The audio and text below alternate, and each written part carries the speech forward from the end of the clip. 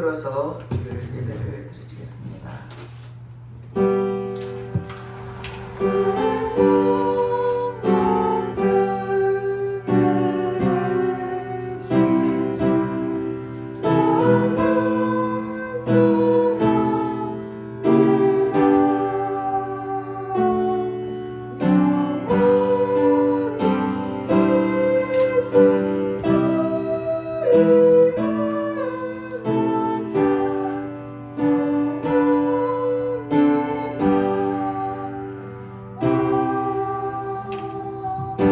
하나님은 영이시니 예배한 자가 신령과 진정으로 예배할지니라.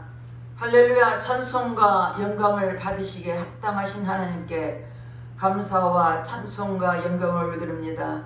우리를 한 사람 한 사람 한 주간도 지키시고 보호해 주셨다가 오늘도 복되고 거룩한 날 주님 앞에 나와 예배드리도록 인도하신 주님께 감사드립니다.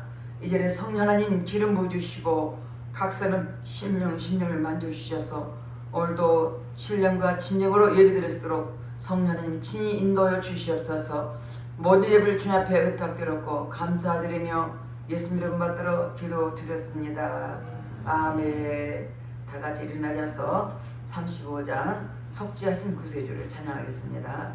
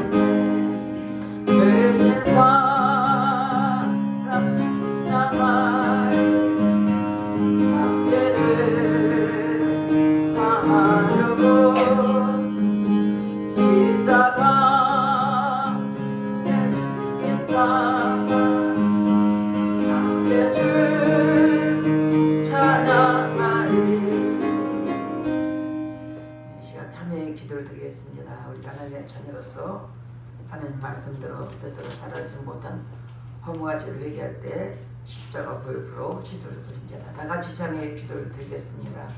할렐루야. 좋으신 아버지 앞에 참회의 기도를 드립니다. 우리는 하나님의 자녀로서 말씀과 뜻대로 살아오니 뜻대로 살았던 허물과 죄를 회개하오니 십자가 보혈로 씻어 주시옵소서. 정력, 악령의 정력이 생의 사람 때문에 범죄했습니까?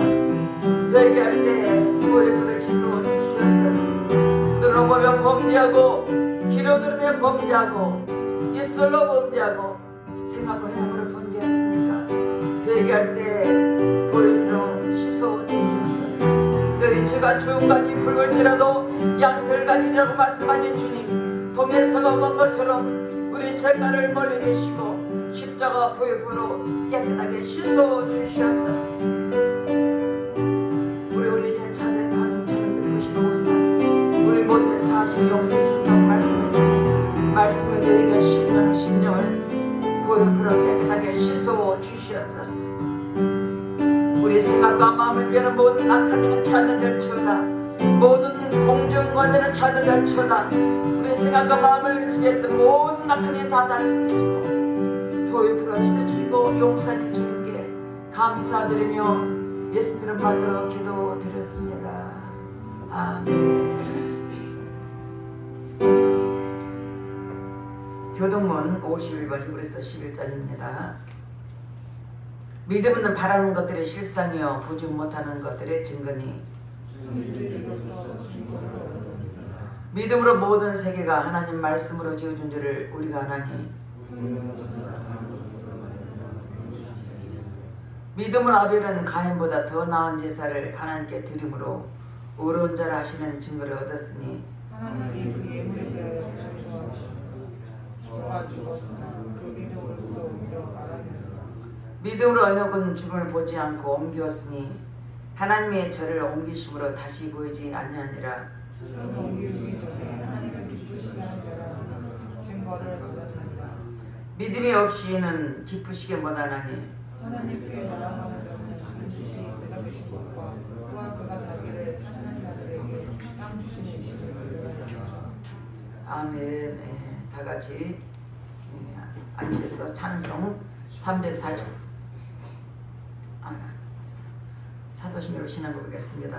전능하사 천지를 만드신 하나님 아버지를 내가 믿사오며 그의 아들 우리 주 예수 그리스도를 믿사오니 이는 성령으로 잉태하사 동정녀 마리아에게 나시고 본디오 빌라도에게 고난을 받으사 십자가에 못 박혀 죽으시고 장사한 지 사흘 만에 죽은 자 가운데서 다시 살아나시며 하늘에 오르사 전능하신 하나님 편한 자 계시다가 저로서 산자와 죽은 자를 심판하러 오시리라. 성령을 믿사오며 거룩한 공회와 성도가 서로 곁하는 것과 죄를 사여 주시는 것과 몸이 다시 사는 것과 영원히 사는 것을 믿사옵나이다. 아멘. 다 같이 앉아서 341장 너 하나님께 이끌려 찬양하고 예배를 위해서 허경영 집사에 나와서 기도해 주겠습니다.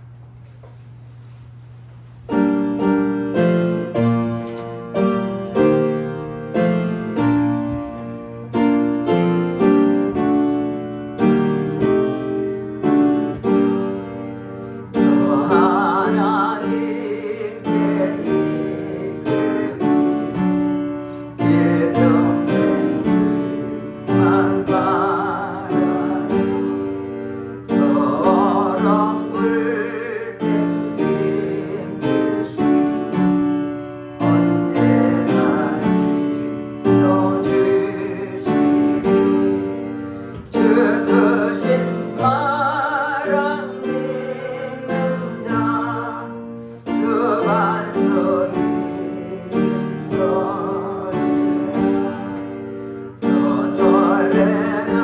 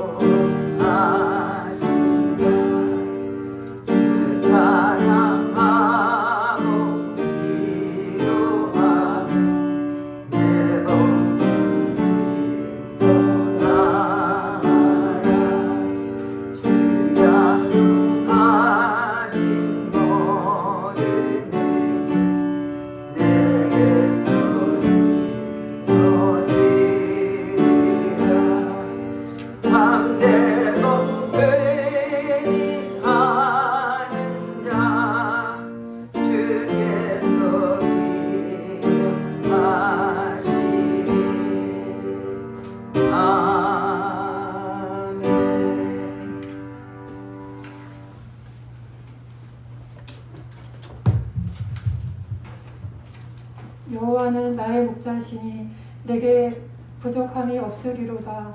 나의 목자가 되시는 여호와 하나님께 모든 영광과 존귀와 찬양을 올려드립니다. 여호와 하나님이 나의 아버지가 되어 나를 지켜 보호해 주심을 감사합니다. 여호와 하나님 한 분만으로 만족하게 하심을 감사합니다. 한 주간 살아가면서 주님의 말씀에 귀 기울이지 않고 내 의지대로 살 때가 많았음을 회개합니다. 육신의 정욕과 안목의 정욕과 이생의 자랑으로 살았던 악한 허물들을 회개합니다. 이 나라 이 민족을 주님의 손에 올려드립니다. 윤 대통령과 위정자들 위해 지혜와 명철과 총명함을 부어주셔서 공의와 정의가 실현되는 나라 되게 축복해 주시고 평등법이 국회에 통과되지 못하게 우리나라를 모든 악법에서 지켜 주옵소서.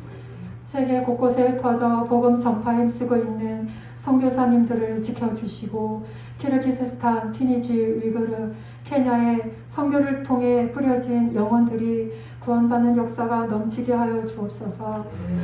세찬 요양병원에 있는 하나님의 자녀들을 눈동자처럼 지켜 보호해 주시고 예배가 회복되게 도와주옵소서. 에바다 교회를 사랑하시는 주님, 특별히 영목사님과 박목사님의 영혼육을 강건하게 지켜주시고 하나님께서 맡겨주신 사역 잘 감당할 수 있도록 능력의 말씀과 주님의 사랑으로 항상 함께하여 주시고 사역에 필요한 일꾼들, 물질 차고 넘치게 하여 주옵소서. 에버다 찬양대가 주님의 사랑을 감사함으로 높여드리고 하나님을 기쁘시게 하는 찬양을 올려드리게 하옵소서. 단위에서 말씀을 전하시는 양목사님 위에 성령님 강하게 역사해 주셔서 말씀을 듣는 성도들의 심령에 역사하여 주옵소서. 예배의 시종을 주님께 의탁드리며 사단 마귀에 틈타지 못하게 지켜주시고 우리의 생명 대신 예수 그리스도 이름으로 기도드립니다. 아멘.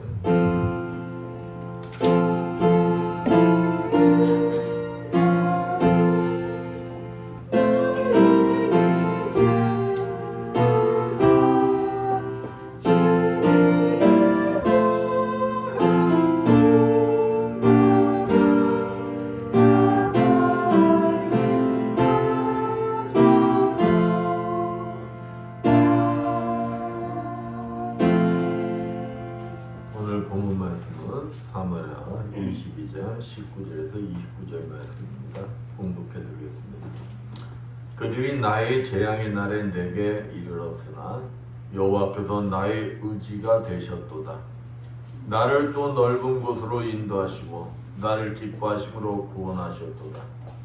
여호와께서 내 공의를 따라 상 주시며 내 손의 깨끗함을 따라 갚으셨으니 이는 내가 여호와의 도를 지키고 악을 행함으로 내 하나님을 떠나지 아니하였으며 그의 모든 법도를 내 앞에 두고 그의 규례를 버리지 아니하였음이로다. 내가 또 그의 앞에 완전하여 스스로 지켜 죄악을 피하였나니 그러므로 여호와께서 내 의대로 그의 눈앞에서 내 깨끗한 대로 내게 갚으셨도다.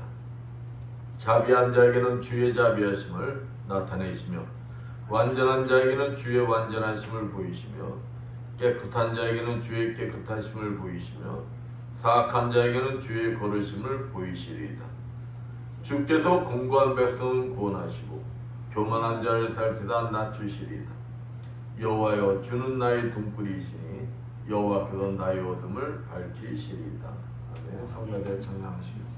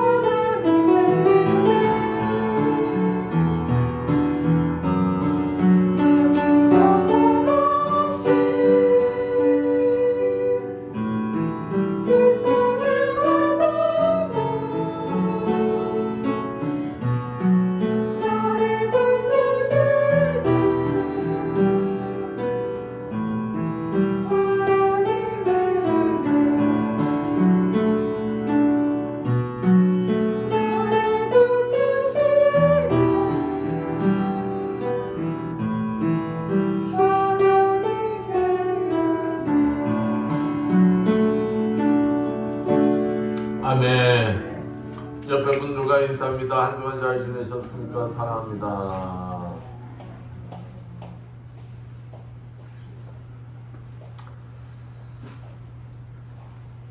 우리나라가 아주 잘하는 종목들이 있어요.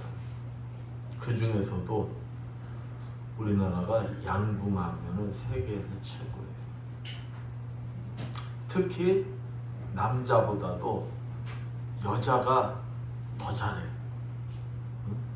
여자가 더 잘해가지고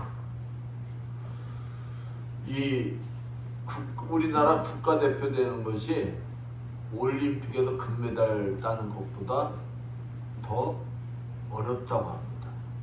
그냥 우리나라에도 국가대표 되면은 여자 선수들은 올림픽 나가서 금메달 딸 확률이 높다는 거예요. 그러니 이 양궁 선수들이 얼마나 훈련을 많이 하겠어요. 양궁 선수들은 국가대표가 되기 위해서 오직 관역판에 초점을 맞추고 활을 쏘는 연습을 합니다. 선수들 얘기를 들어보면은 얼마나 관역판에 온통 초점을 맞추고 쐈으면은 꿈에서까지 뭐가 나타난다고 그래요? 관역판이 나타난다고 합니다. 양궁 선수들이라면 관역판에 가장 가운데 10점짜리에 초점을 맞춰서 쏘는 것입니다. 그렇게 할 때 대표 선수도 되고 올림픽에 나가서 금메달도 따는 거예요. 그렇다면 여러분은 지금까지 여러분의 인생의 초점을 어디다 맞추고 살았냐는 것입니다. 여러분의 인생의 초점을 세상에다 맞추셨습니까? 아니면 주님께 맞추셨습니까? 사진기의 초점을 어디다에 맞추느냐에 따라서 사진이 달라집니다. 이와 같이 똑같은 삶이라 할지라도 어디에다가 초점을 맞추냐에 따라서 그 삶이 달라집니다. 우리 그리스도인들은 인생의 초점을 어디다 맞춰야 되느냐? 오직 예수님께 맞추어야 인생에 성공할 수가 있다는 거죠. 오직 예수님께 인생의 초점을 맞춰서 승리하시는 여러분들 되시기를 축원드리겠습니다. 오늘 본문에 다있던 사무엘하 22장 1절 말씀처럼 인생 말년에 자신이 인생의 가장 큰 축복은 구원을 받을 수 있었던 것은 무엇이냐? 바로 자신의 인생의 초점을 하나님께 맞추고 하나님만 바라보며 의지하고 순종하였기 때문이다 라고 밝히고 있습니다. 오늘 본문 말씀을 통하여서 오직 예수님께 인생의 초점을 맞춘 자란 어떠한 자를 이야기하는 것인지 알아보면서 함께 은혜를 나누고자 합니다. 하나님만 바라보는 자라. 본문 19절 말씀 봅니다. 저희가 나의 재앙의 날에 내게 이르렀으나. 여기 본문 말씀처럼 우리 인생에는 갑자기 누구에게나 뭐가 닥칠 수 있다는 거예요. 재앙이 닥칠 수 있다는 것입니다. 그럴 때 우리가 어디에 초점을 맞추고 있느냐가 중요하다는 거예요. 근데 다윗은 어디다 초점을 맞췄다고 그랬느냐? 여기 보면 뭐랍니까? 재앙의 날에 내게 이르렀으나 여호와께서 나의 의지가 되셨도다. 암담한 현실 속에서도 다윗은 누굴 의지했다는 거예요? 하나님을 의지했다는 거예요. 하나님. 다윗은 어떤 환경 속에서도 주님께 초점을 맞추어 바라보았다는 것입니다. 그러니까 그냥 주님한테 이 초점, 거기에서 눈이 안 떨어졌다는 것. 왜 그랬을까요? 본문 29절 말씀 봅니다.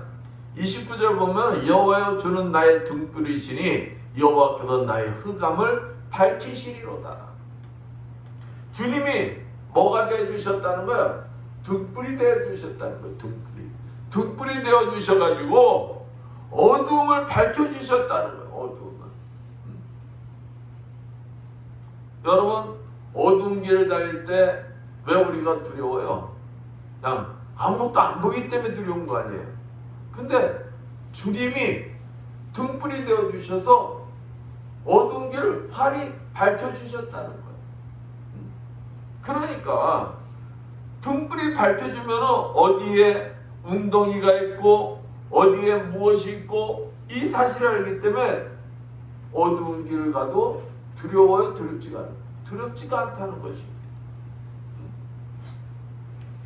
등불이 비춰주는 길을 뭐만 하면 되는 거예요? 따라가기만 하면 되는 거예요. 따라가기.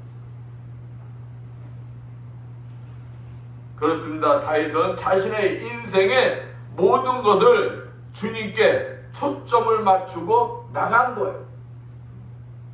주님이 등불이 되어주셔서 흑암을 밝혀주실 것을 믿고 그 등불에서 눈을 떼지를 않았다는 것입니다.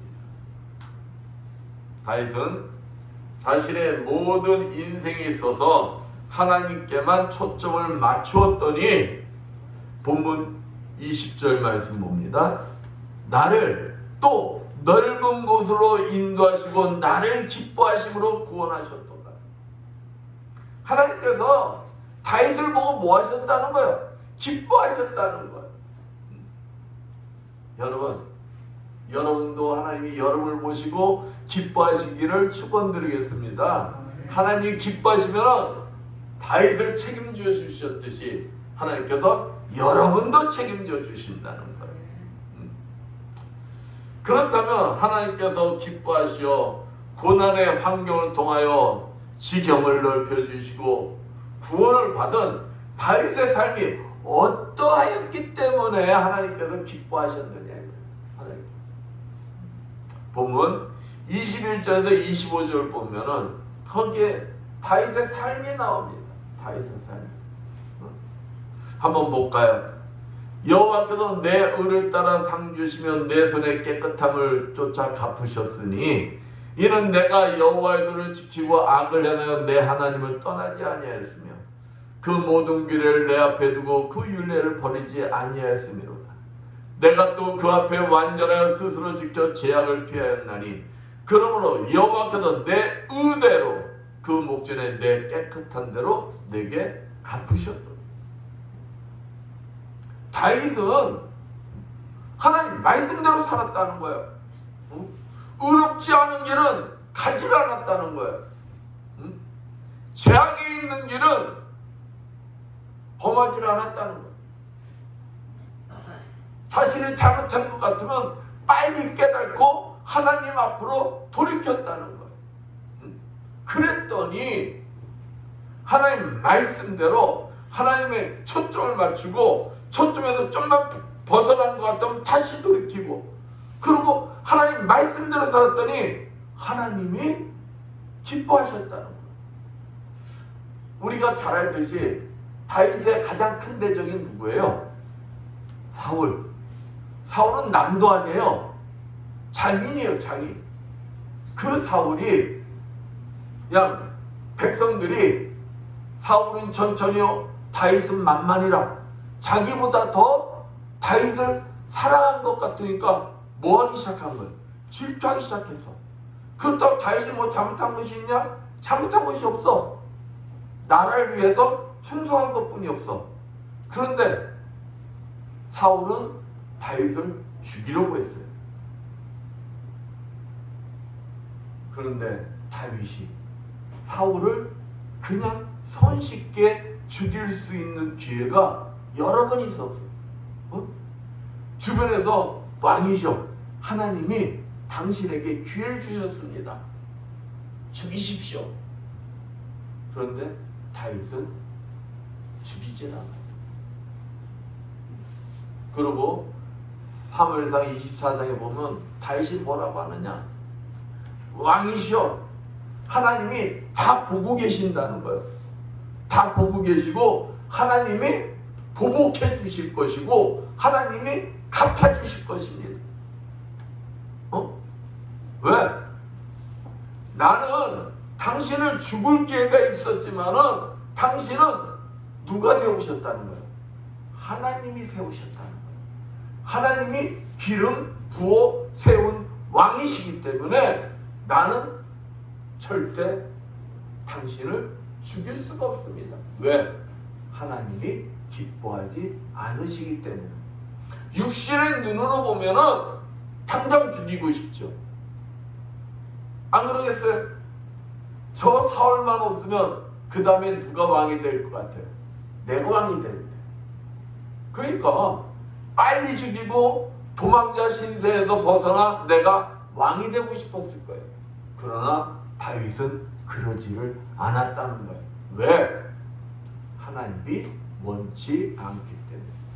다윗은 하나님 앞에 초점을 맞추고 있는 자였기 때문에 하나님이 자신에게 무엇을 원하고 무엇을 해야 하나님이 기뻐하시는지를 다윗은 아는 자였다는 거예요. 그러니까 내가 사울을 죽이고 왕이 되는 것이 아니라 하나님의 때가 될 때까지 다윗은 뭐 하는 거예요? 참고 기다리는 자예요.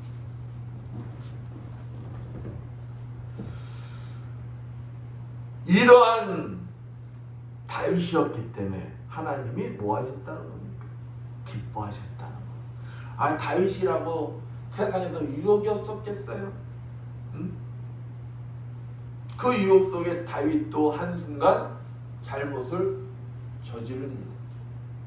그러니까 초점이 하나님한테만 딱 가 있다가 나 하나님한테 초점 맞췄어.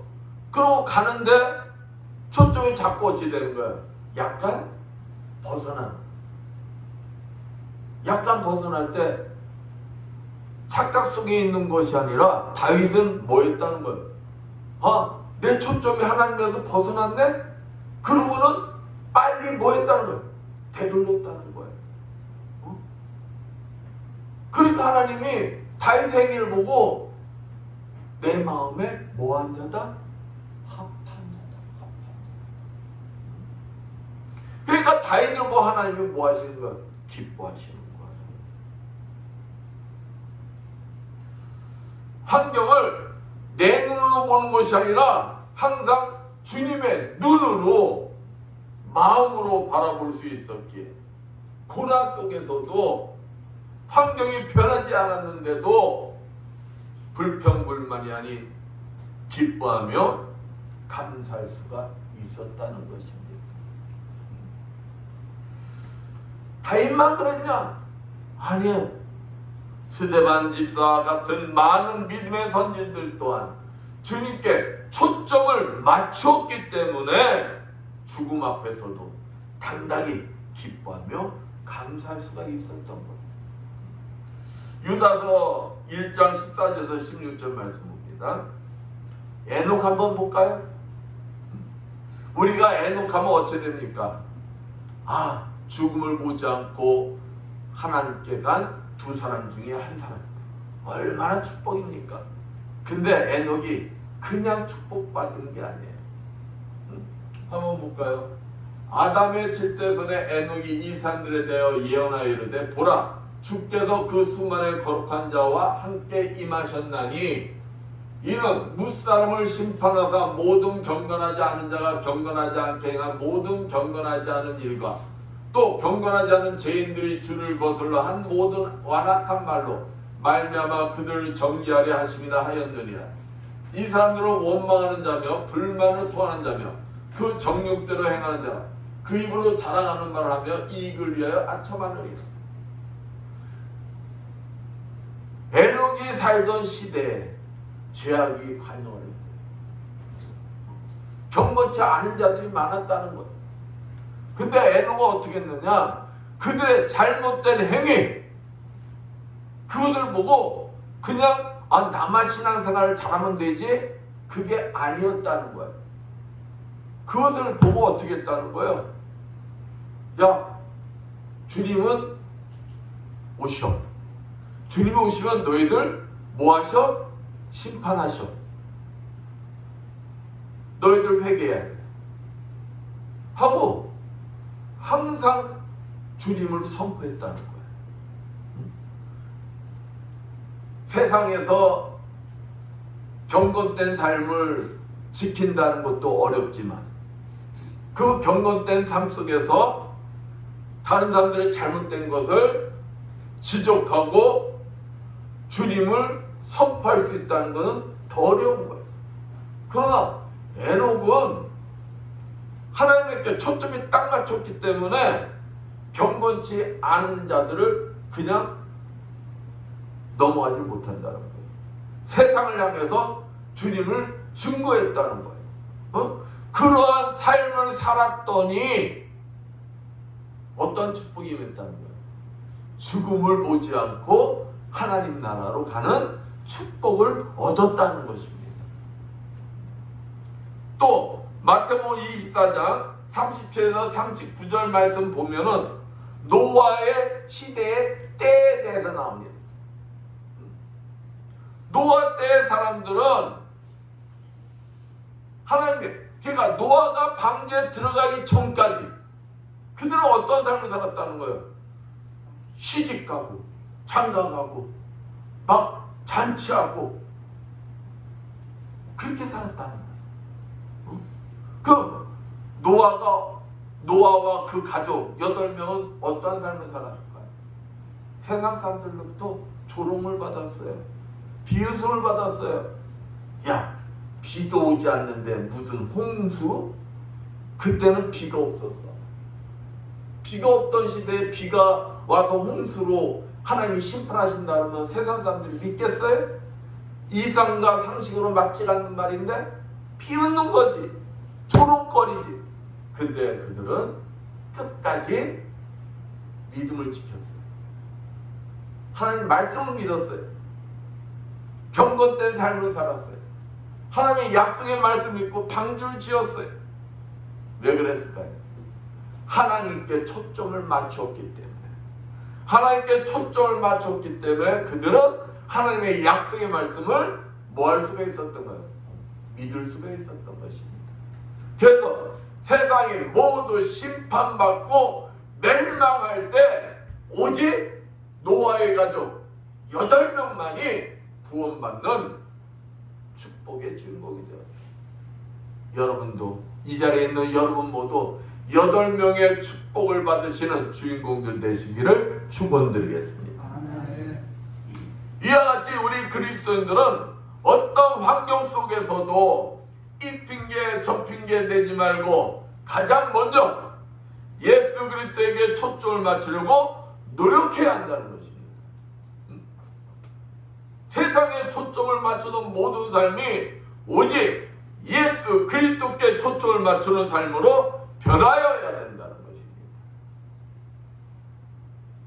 예수 믿었는데도 옛날 모습 그대로라면 된다는 거 안 된다는 거? 안 된다는 것입니다. 예수를 믿었으면 이제는 세상에 초점을 맞췄던 그 초점이 예수님을 향해서 초점이 바뀌어져야 한다. 다윗도 자기 자신이 변한 게 아니라 오직 초점이 변하니 생각부터 시작해서 모든 것이 달라진 것입니다. 세상이 변한 게 아니라 나의 초점이 변하니 세상이 달라 보이는 것입니다. 세상이 달라 보이면 나의 삶도 달라지는 것입니다.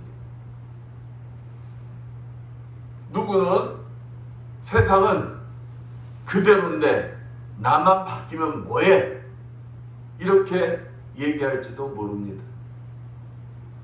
그럼에도 세상은 변하지 않았다고 의미 없는 것이 아니라 내가 뭐 했기 때문에, 변했기 때문에 의미가 있다는 거예요. 로마서 8장 5절에서 8절 말씀 봅니다. 우리의 삶의 초점이 육적인 것이 아니라 하나님 나라와 영적인 것에 둘 때 어떤 환경 속에서도 하나님께서 기뻐하는 삶을 살며 나에게 맡겨진 사명을 잘 감당하며 뭐 할 수가 있다는 거예요? 순종할 수가 있다는 것입니다. 그러니까 내 관점이 어디에다 두고 있느냐, 내 초점이 세상에 두고 있느냐 하나님께 두고 있느냐에 따라서 내가 영적인 사람이 되느냐 육적인 사람이 되느냐 달라진다는 것입니다. 여러분은 예수 그리스도를 믿음으로 구원받은 자들이에요. 그러면 여러분은 육적인 사람에서 어떤 사람을 받게 되는 거예요? 영적인 사람을 받게 된다. 영적인 사람. 우리의 초점이 어디에 두냐에 따라서 같은 문제를 놓고도 바라보는 관점이 달라지는 것입니다. 똑같은 조건에서 사업에 실패한 두 사람이 있어요. 한 사람은 하나님이 자기를 버렸다고 생각해서 자포자기를 해서 영원히 재기 불능 상태에서 멸망하고 맙니다. 근데 한 사람은 하나님께서 이 실패를 통해서 나를 연단시키시고 훈련시키어 더 큰 축복을 주시기 위한 것이다. 이렇게 생각하니까 어떻게 됐을까? 더욱 주님을 의지하면서 더욱 기도하면서 노력했더니 재기에 성공하였다는 것입니다. 이와 같이 우리의 초점이 어디에 맞춰졌냐에 따라 똑같은 일을 가지고도 바라보는 눈이 달라진다는 것입니다. 우리가 어느 목적지를 가다가 반쯤 갔어요. 반쯤 갔는데 생각하는 사람은 두 가지로 볼 수가 있어요. 한 사람은 아직도 반이나 남았네? 아니면 반밖에 안 왔어? 이렇게 얘기하는 사람이 있는가 하면 야, 이렇게 반이 나왔네? 아니면 이제 반밖에 안 남았어. 똑같은 거 가지고 어떤 차이점? 바라보는 관점에 따라서, 초점에 따라서 생각이 달라진다는 것입니다. 이와 같이 주님께 초점을 맞추는 자의 삶은 긍정적 삶이 된다. 긍정적. 빌립보서 4장 4절에서 7절 말씀 봅니다. 주님께 초점을 맞춘 자의 삶은 항상 기뻐하며 관용을 베푸는 삶을 살 수가 있는 것입니다. 어떤 환경 속에서 염려하지 않고, 왜? 주님께 초점을 맞추고 있어요. 주님과 영으로 교제하고 있어요.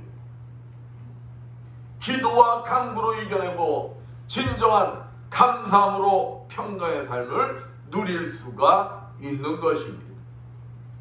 이렇듯 하나님께 초점을 맞추는 삶이 가장 행복한 삶이며 지혜로운 삶인 것이며, 그러면 반드시 형통한 삶이 되는 것입니다. 요한복음 17장에서 1절 5절 말씀 봅니다. 이 말씀 보면은 예수님이 이제 심각한 과제를 앞두고 있어요. 그 심각한 과제가 뭘까요? 십자가 지는 거예요. 십자가 지는 건 뭡니까? 십자가에서 죽으시는 거예요. 못 박혀서. 이 큰 일을 앞두고 예수님이 마지막 기도를 하세요. 마지막 기도를 하는데 예수님의 기도의 초점은 무엇이냐? 다른 게 아니에요. 바로 하나님 아버지를 영원롭게 하는 것입니다. 이것은 예수님의 주요 관심사예요. 예수님은 아버지를 영화롭게 하기 위해 하나님의 맡기신 일들을 다 이루며 충성스럽게 사명을 감당하였습니다. 예수님은 커다란 고난과 위기가 다가오는 가운데 마지막 사명을 앞두고 뭘 하고 계시는 거예요? 기도하고 계시는 거예요. 기도하고 계시는 거예요. 예수님의 생애 초점을 재점검하는 거예요. 누가복음 22장에서도 예수님이 감난사에서 기도할 때 어떠셨어요? 예수님도 죽고 싶었을까요? 죽기 싫었을까요? 죽기 싫었어요. 그 고통이 어떤지를 예수님은 너무도 잘 알아요. 그러니까 아버지, 이 잔을 피할 수만 있다면 피하게 해주십시오.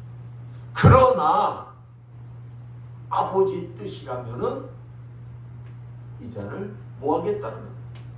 받겠다는 거예요. 저 예수님은 그 잔을 마지막 하나님의 뜻, 그 뜻을 이루기 위해서 자신의 초점을 재점검하고 있는 거예요.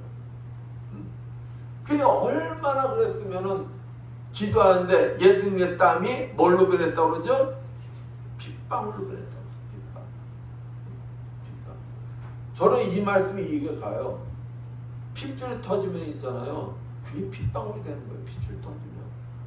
막 사람들 막 흥분하고 막 그러면 막 핏줄들 막 얼굴에 느드름하게 되잖아요. 얼마 있으면은 그 땀방울이 핏방울이 되도록 기도를 했다는 거예요. 그럴 때 성령께서 와서 도와주시더라.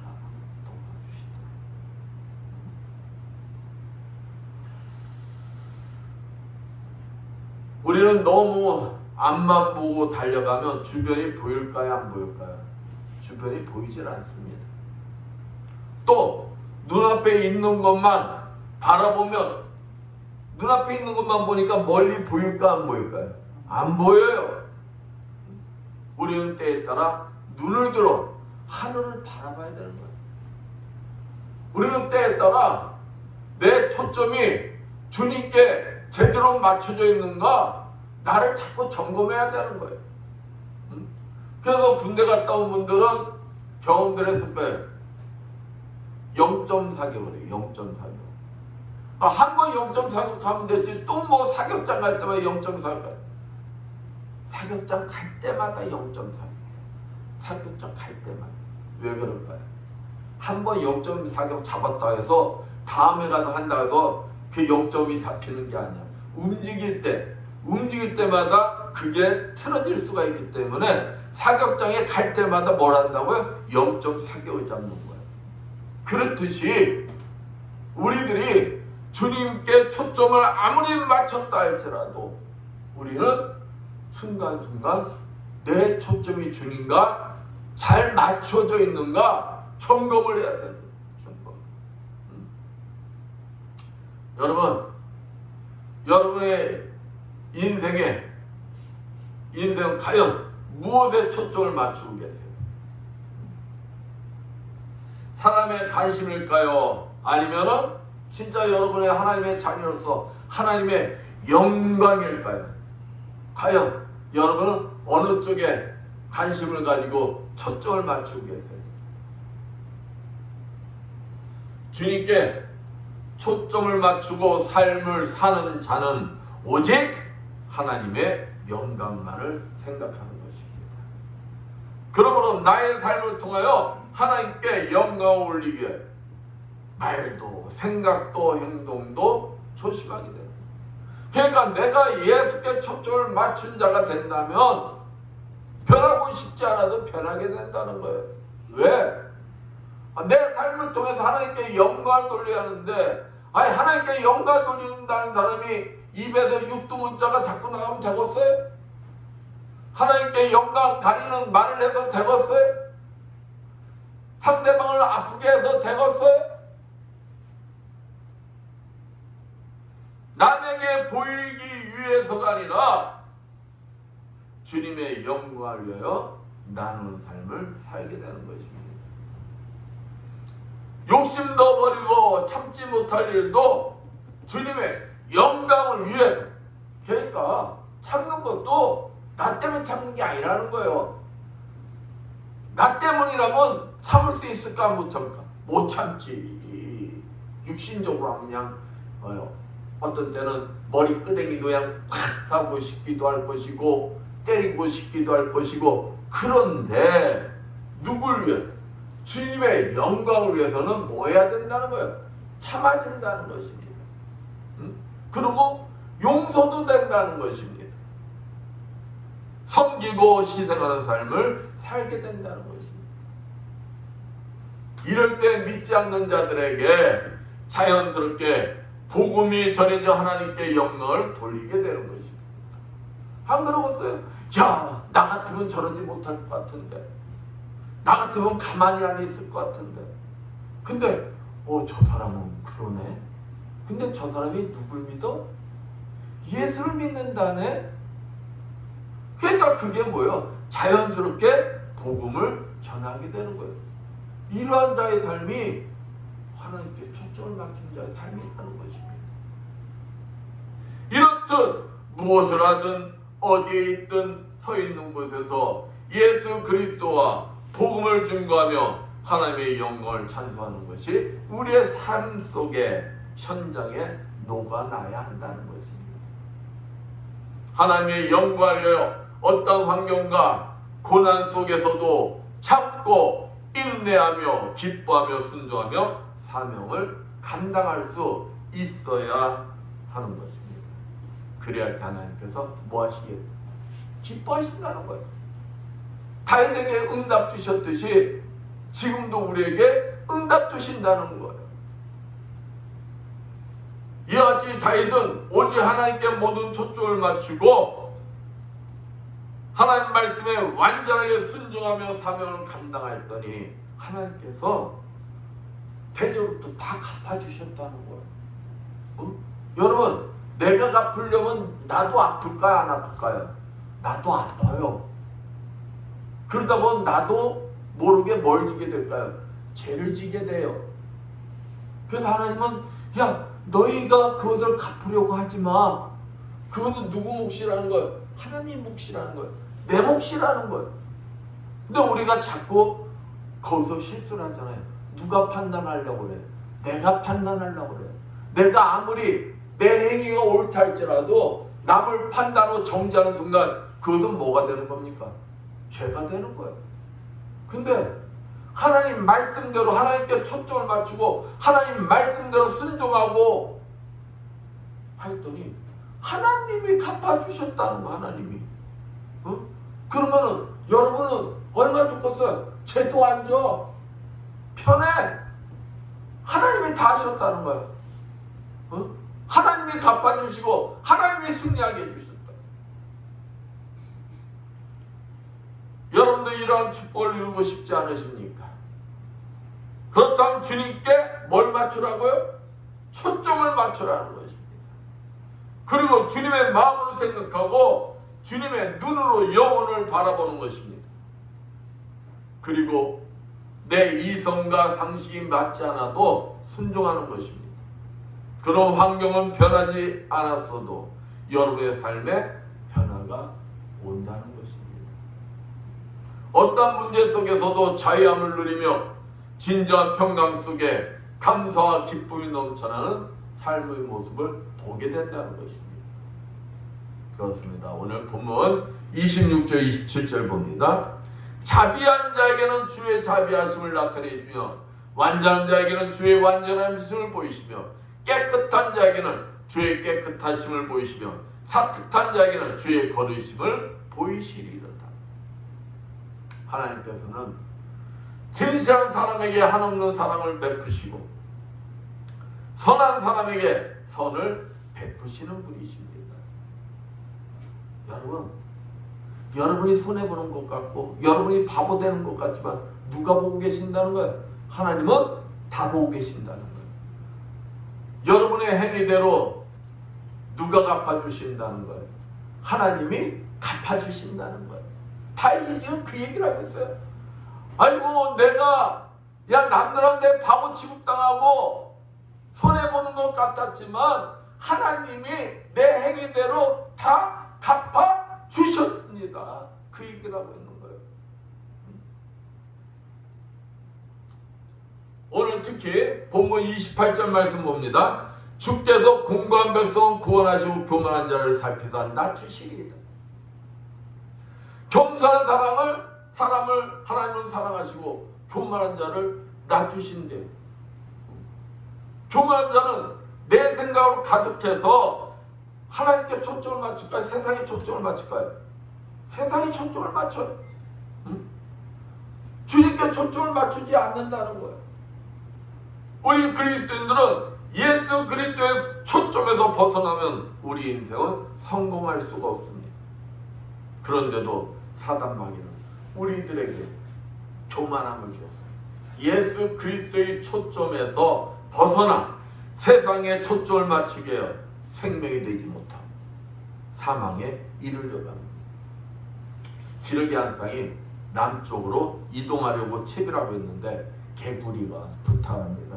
하고 기러기님 나도 좀 따뜻한 남쪽으로 데려다 주세요. 야 우리는 날아가지만 넌 날지 못하잖아. 어찌 데리고 가니? 한번 방법 좀 연구해보자. 그러니까 개구리가 머리 굴리고 하다가 갈대를 엮어가지고 가지고 왔어. 그러고서 기러기들한테 그러는 거야. 양쪽에 물고 내가 가운데 물고 그렇게 가면 날아갈 수 있으니까 나 좀 남쪽으로 데려다 주세요. 그러니까 기러기가 가만히 생각하니까 아우 생각이 아주 기발해. 야 그래 그러면 너 남쪽으로 데리고 갈 수 있을 것 같다. 그렇게 하자. 그러고 이 기러기가 양쪽에서 물었어. 그리고 중간에 개구리가 물어. 그러고 날아가는 거야. 그러니까 사람들이 딱 보니까 기러기가 양쪽에 있는데 가운데 개구리가 있어. 그러니까 참 기발해. 그래서 사람들이 뭐라고 했을까요? 야 누구 생각인지 진짜 기발한 아이디어 냈다. 그러니까 개구리가 했잖아. 그건 내가 냈는데요. 그 순간에 어떻게 됐을까? 말하는 순간 개구리는 떨어져서 죽었다는 거지. 자기를 자랑하고 싶어. 교만함에 빠졌어. 교만함의 결과는 뭐라는 거야? 죽음이라는 거지. 이와 같이 사단 마귀는 잠언서 16장 18절 말씀처럼 우리들을 교만이라는 놈을 통하여 주님께 초점을 못 맞추게 멸망시키는 것이 목적인 것입니다. 내가 서 있는 곳에서 사랑하지 못하게 하고 양보 못하게 하고 섬기지 못하게 하면서 되려 내가 대접받으려 이기적인 마음, 분쟁과 분열이 일어나게 하는 법은 나는 것입니다.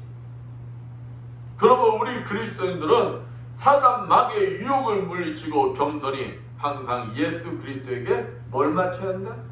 초점을 맞추려고 노력을 해야 된다. 그러나 우리 스스로는 아무것도 할 수가 없습니다. 그것을 사단 마귀는 잘 알고 기도도 하지 못하게 하고 성령의 도움을 못 받게 하는 것입니다.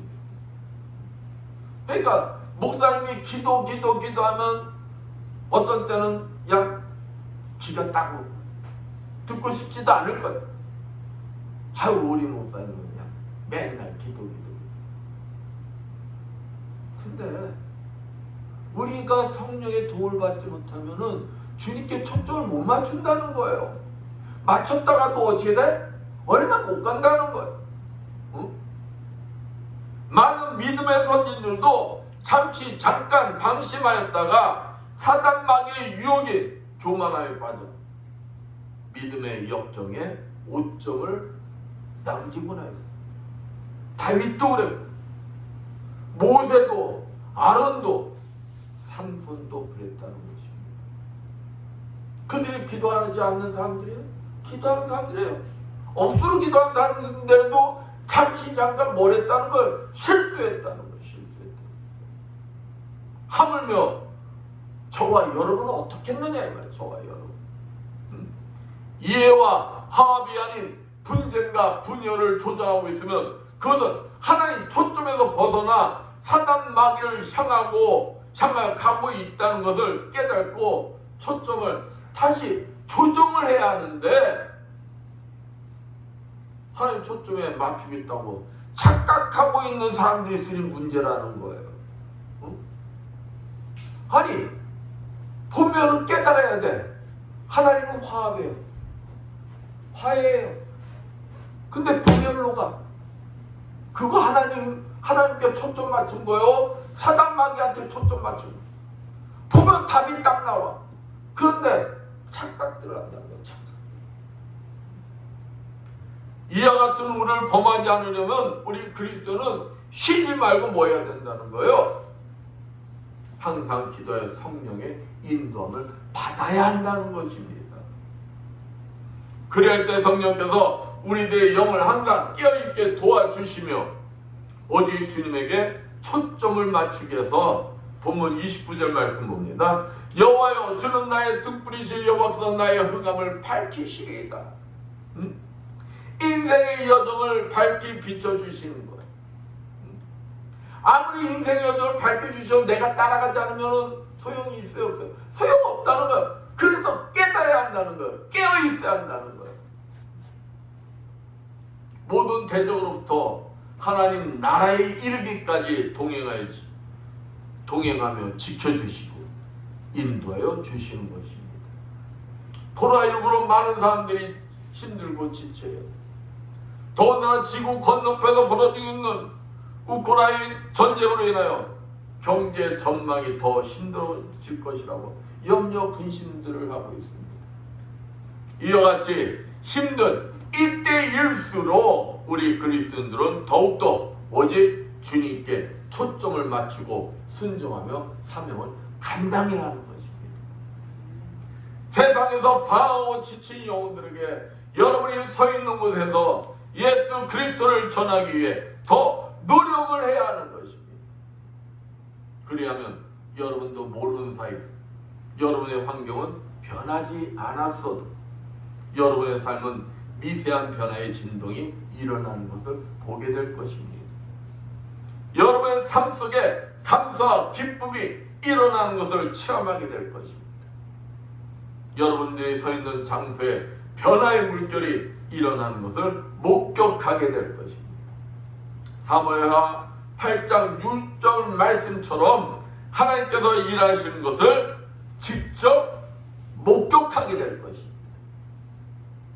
주님께 온전히 초점을 맞춰 순종하는 삶을 살아 응답받고 문제들이 해결되고 건강이 회복되시는 여러분들 되시기를 축원드리겠습니다. 아멘. 기도합니다. 감사 영광을 받으시기 합당하신 하나님 아버지, 우리들이 택함받은 자녀들로서 오직 주님께 초점을 맞추고 세상을 나가 세상을 물리치고 승리하는 우리 모두가 되게 하여 주시옵소서. 주님이 오시는 그날까지 주님을 향한 초점이 흐트러지지 않고 오직 주님만 바라보고 믿음으로 승리하는 우리 모두가 되게 해주시라 믿사하며 주 예수 받도록 기도드렸습니다. 202장 찬양합니다.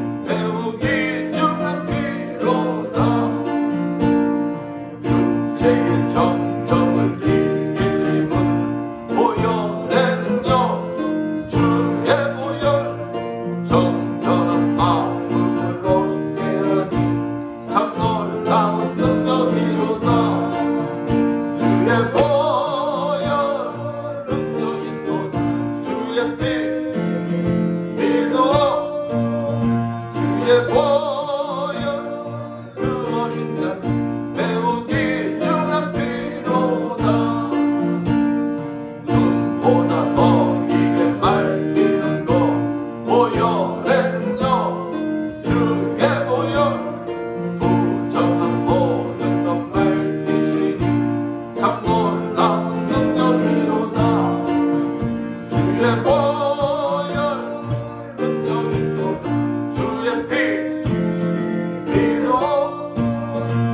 주의 보혈 그 어린 양의 매우 귀중한 피로다. 주의 복음을 전할 제목 보혈했죠. 주의 보혈 날마다 나에게 찬송이니 참 놀라운 능력이로다. 주의 보혈 능력이로다. 주의 피 믿어 주의 보혈 그 어린 매우 귀중한 피로다. 네, 본문 기도드립니다. 감사 용날 받으시 합당하신 하나님 아버지, 오늘도 주님 앞에 나오면서 정성껏 준비한 예물들을 드리는 성결들이 있습니다.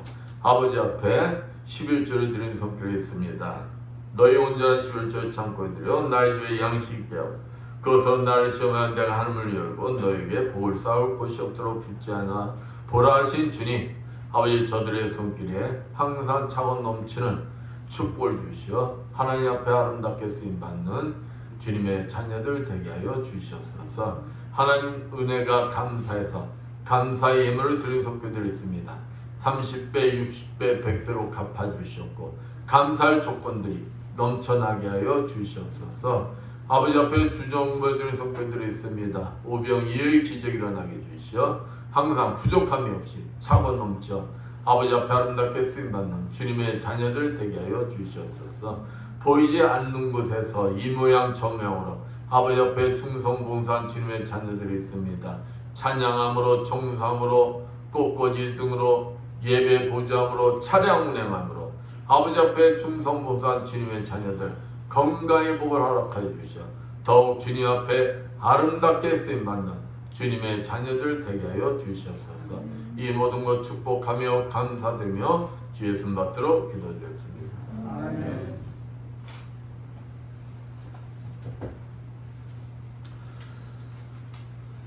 예배 끝나고 화장실 잠깐 갔다 온 다음에 바로 영화 관람이 있습니다. 모두 일어나셔서 사명 찬양으로 선포기도 축도로 예배를 마칩니다.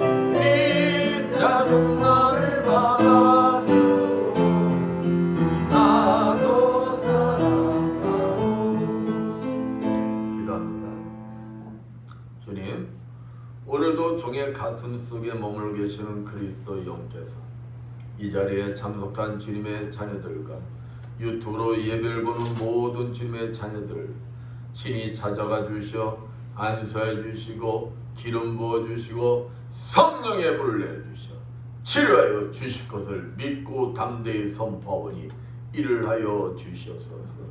예수의 권세만이 머리의 두통은 다 사라질지어다. 예수의 십자벌로 면하니 내 경색은 치료받을지어다. 예수의 십자벌로 면하니 당뇨와 혈압은 다 정상들이 될 것이다. 예수의 십자벌로 면하니 만성비염은 완전히 치료받을지어다. 예수의 십자가로 면하여 호흡기 질환은 완전히 치료받을지어다. 예수의 십자가로 면하니 갑산 선저증 완전히 치료받을지어다. 예수의 십자가로 면하니 어깨 통증으로 시작하는 모든 통증들 다 치유받고 다 회복될지어다. 예수의 십자가로 면하니 자골신경통 완전히 치료받을지어다. 예수의 십자가로 면하니 베티스 질병 완전히 치료받을지어다. 예수의 십자가로 면하니 육종암 완전히 치료받을지어다. 예수의 십자가로 면하니 유방암 수술 부위 완벽하게 치유되고 회복될지어다. 예수의 십자가로 면하니 침샘암은 치료받을지어다. 예수의 십자가로 면하니 허리 디스크 손바닥 통증은 완전히 치료받을지어다. 예수의 십자가로 면하니 전립선 비대증 완전히 치료받을지어다. 예수의 십자가로 면하니 퇴행성 관절염 완전히 치료받을지어다. 예수의 십자가로 면하니 만성 아토피 피부병 완전히 치료받을지어다. 예수의 십자가로 면하니 말씀대로 될지어다. 지금은 주 예수 그리스도의 크신 은혜와 하나님 아버지 무한하신 사랑하심과 성령님의 가망없는 교통하심이 주님이 주인 되시는 이 에바다 교회요 물설군 낯서는 성교지에서 복음을 전하기에 공무하는 모든 성교사님들 위하여 불철주와 국토 방해 위헌이 없는 모든 국군 장병들 위하여 주님께 온전히 초점을 맞춰 순종하는 삶을 살아 응답받고 문제들이 해결되고 건강이 회복되는 삶을 살기를 원하는 이 자리에 모인 모든 성도들 머리머리에 영원토록 충만할지어다. 아멘.